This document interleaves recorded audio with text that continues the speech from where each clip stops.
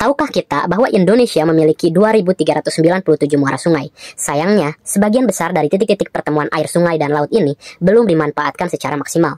Padahal, muara sungai menyimpan potensi besar sebagai sumber energi terbarukan, tempat produksi garam berkualitas tinggi, dan sumber penyedia air bersih. Di sisi lain, kondisi energi dan kualitas garam lokal Indonesia masih menjadi tantangan. Banyak daerah pesisir dan pulau kecil masih minim distribusi listrik. Di sisi lain, hampir semua kualitas garam petani dan koperasi Indonesia belum memenuhi standar industri di atas 97% kemurnian natrium klorida.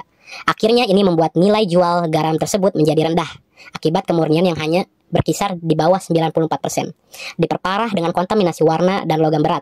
Akhirnya membuat Indonesia bergantung kepada impor garam. Solusi yang kami tawarkan hadir dalam bentuk alat, sebuah sistem pembangkit listrik yang menggunakan pressure retarded osmosis atau disingkat PRO. Teknologi ini memanfaatkan tekanan osmotik alami yang muncul ketika air sungai dan air laut dipisahkan oleh membran semi-permeable. PRO ini terjadi ketika air mengalir dari sisi tawar ke sisi asin, menciptakan tekanan alami. Tekanan ini kemudian dimanfaatkan untuk menggerakkan turbin, menghasilkan energi listrik yang bersih. Dan tidak hanya itu, air yang tersaring juga bisa digunakan sebagai air bersih. Sementara sisa garam yang dihasilkan melalui proses PRO tersebut dapat dikristalisasi hingga menjadi garam murni yang berkualitas tinggi, di atas kemurnian di atas 97%. Dari segi konsumen atau target pemanfaatan, kita bisa melihat jumlah kekurangan air bersih di area tersebut, kemudian potensi pemanfaatan garam, dan kekurangan listrik. Untuk mengkuantifikasi angka tersebut dengan pasti, lumayan kompleks, tetapi kami sudah mencoba menghitung dengan studi kasus di Pulau Raas dan Sapudi di Sumeneb, dan tepatnya di Kepulauan Madura. Dengan mempertimbangkan listrik yang belum memadai dan banyak sekali petani garam di sana.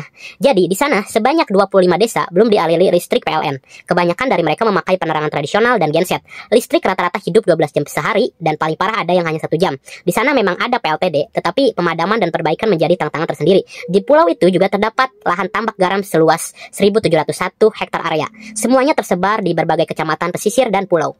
Walau begitu, kualitas kemurnian garam masih di bawah 94%, membuat harganya anjlok dan kalah bersaing, terutama ketika musim hujan dan panen raya. Dengan PRO terintegrasi, peningkatan kemurnian garam dapat menjadi di atas 97% dan sekaligus dapat memperpanjang musim produksi juga. Secara keasinan laut, Pulau Raas dan sekitarnya juga memiliki tingkat keasinan yang tinggi. Ditambah dengan limpahan air hujan ketika musim kemarau, ini menciptakan keasinan laut yang cukup untuk operasi PRO yang menghasilkan listrik sekitar 500-800 kW secara stabil. Secara teknis, sistem PRO dapat dirakit dan dikonfigurasikan sesuai dengan kebutuhan. Ini akhirnya dapat menjadi satu solusi untuk 2 unit pulau untuk saling backup listrik. Secara model bisnis Osmosense, jadi kami merancang beberapa skema agar Osmosense dapat diakses oleh berbagai segmen secara inklusif. Pertama adalah penjualan langsung. Ini ditujukan untuk industri, pemerintah daerah, dan institusi besar yang ingin menerapkan teknologi ini secara mandiri. Kedua adalah berlangganan. Sistem sewa bulanan untuk koperasi garam, kelompok petani, atau usaha kecil yang belum memiliki modal besar. Ketiga adalah penjualan listrik ke PLN. Jadi Osmosense dapat bekerja sama dengan PLN sebagai pemasok listrik lokal dari daerah terpencil. Kemudian keempat adalah kerjasama dengan Dinas ESDM untuk menyalurkan listrik langsung ke masyarakat di daerah 3T yang belum terjangkau jaringan PLN. Mengenai kolaborasi dengan pemangku kepentingan untuk menjalankan proyek ini secara berkelanjutan dan berdampak besar, kami membutuhkan dukungan dari berbagai pihak. Pertama adalah institut teknologi seperti ITB, ITS, ITDEL sebagai mitra riset dan pengembangan. Kedua adalah petani dan warga lokal sebagai operator, mitra lapangan, dan penerima manfaat langsung nantinya. Ketiga adalah green investor yang peduli dengan energi terbarukan dan ekonomi sirkular. Keempat adalah pemerintah, khususnya KKP, PLN, dan SDM sebagai fasilitator perizinan, pendukung implementasi, dan mitra distribusi energi. Kemudian terakhir adalah dampak nyata Osmosense untuk masyarakat. Pertama, energi untuk masyarakat luas. Akses listrik akhirnya dapat menyala secara 24 jam di pulau-pulau terpencil dan desa tanpa atau minim jaringan PLN. Kedua adalah kemandirian garam nasional. Akhirnya petani dapat memproduksi garam setara kualitas industri, meningkatkan pendapatan, dan mengurangi impor garam itu sendiri. Ketiga, pemenuhan kebutuhan air bersih. Osmosense dapat ikut andil menyediakan air bersih layak konsumsi untuk kebutuhan harian masyarakat.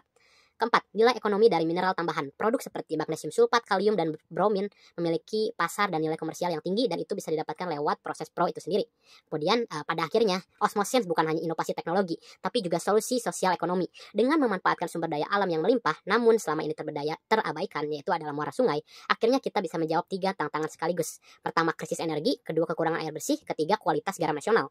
Osmosense adalah langkah nyata akhirnya untuk masa depan Indonesia yang mandiri, berkelanjutan, dan berdaya saing tinggi.